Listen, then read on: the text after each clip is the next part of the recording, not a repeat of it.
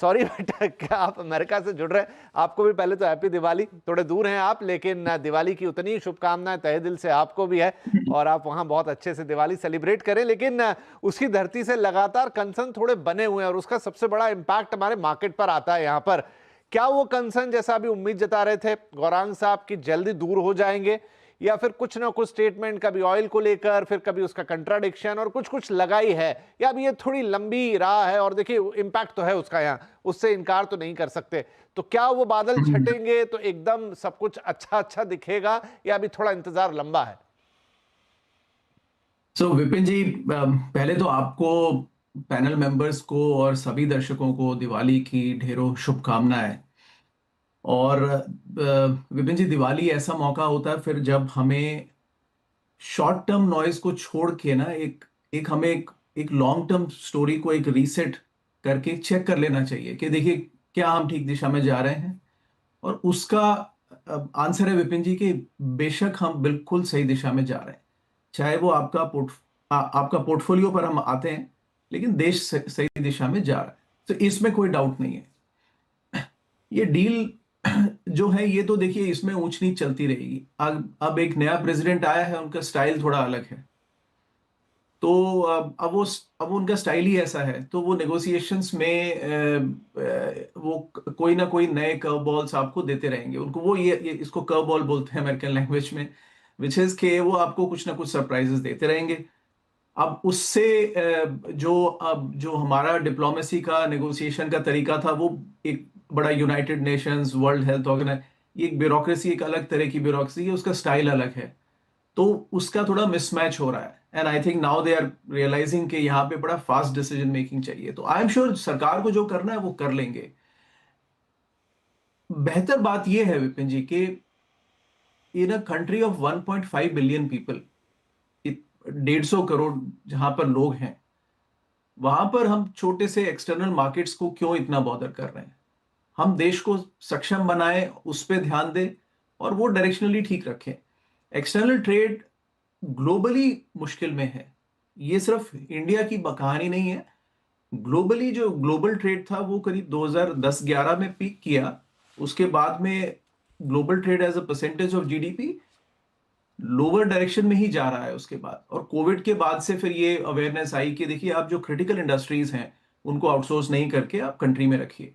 और वो direction US में भी चल रही है। जेपी मॉर्गन के जेमी डायमंड साहब ने कल एक बहुत अच्छा ऑप-एड निकाला वॉल स्ट्रीट जर्नल में, जिसमें उन्होंने बताया कि वो कैसे 4 इंडस्ट्रीज को 1.5 ट्रिलियन डॉलर्स का लेंडिंग देके सपोर्ट कर रहे हैं, including their own money.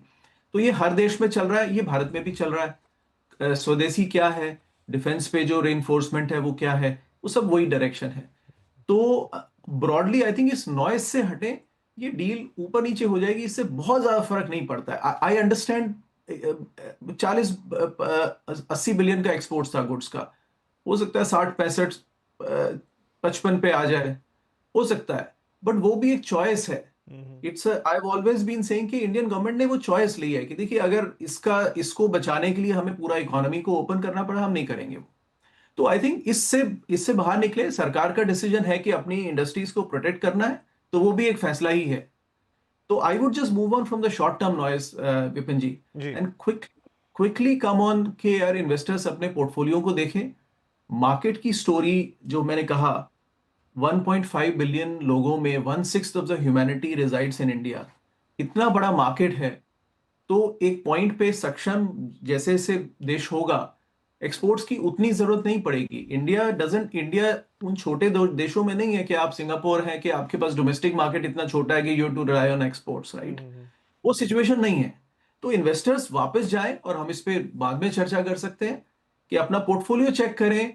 Long term दिशा बिल्कुल सही है। आपका पोर्टफोलियो क्या अलाइंड है उस लॉन्ग टर्म स्टोरी से, उसको।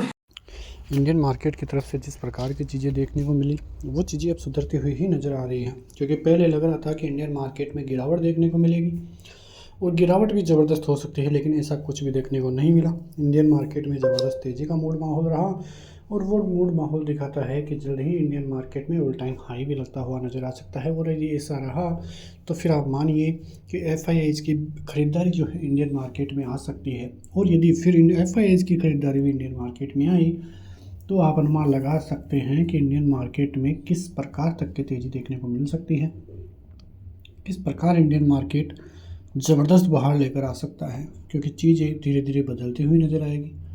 जहाँ पे एक तरफ इंडियन मार्केट में सुधार देखने को नहीं मिल रहा था, लग रहा था कि टैरिफ के कारण पूरा इम्पेक्ट पड़ता हुआ नज़र आएगा, टैरिफ इंडियन मार्केट को बहुत ज़बरदस्त लेवलों तक लेकर जाएगा, लेकिन ऐसा कुछ भी देखने को नहीं मिला। और वहीं इंडियन मार्केट की तरफ से ज़बरदस्त तेज़ी देखने को मिली, जो दर्शाती है कि इंडियन मार्केट कहीं ना कहीं तेज़ी देखने को मिलेगी। तो इंडियन मार्केट की तेज़ी यही दर्शाती है कि आने वाले दिनों में इंडियन मार्केट का रुझान कुछ और ही देखने को मिलेगा। लेवल्स की बात करें तो यदि बाज़ार 25,700-800 का लेवल पार कर लेता है, जो कि नेक्स्ट रेजिस्टेंस जोन भी रहेगा, फिर तेज़ी एक ज़बरदस्त लेवल तक देखने को मिलेगी, जो बाज़ारों को 26,000 और 26,200 तक लेकर जाएगी। और फिर बाज़ार में रास्ते खुलेंगे 28,000 और 30,000 के। वहीं bank Nifty all time high तो लग ही चुका है, अब 58,000 और 60,000 तक के लेवल्स खुलते हुए नज़र आए हैं। तो आने वाले दिनों में इंडियन मार्केट की तरफ से कई चीज़ें देखने को मिलेगी, बड़ी तेज़ी, बड़ी रैलियाँ देखने को मिलेगी।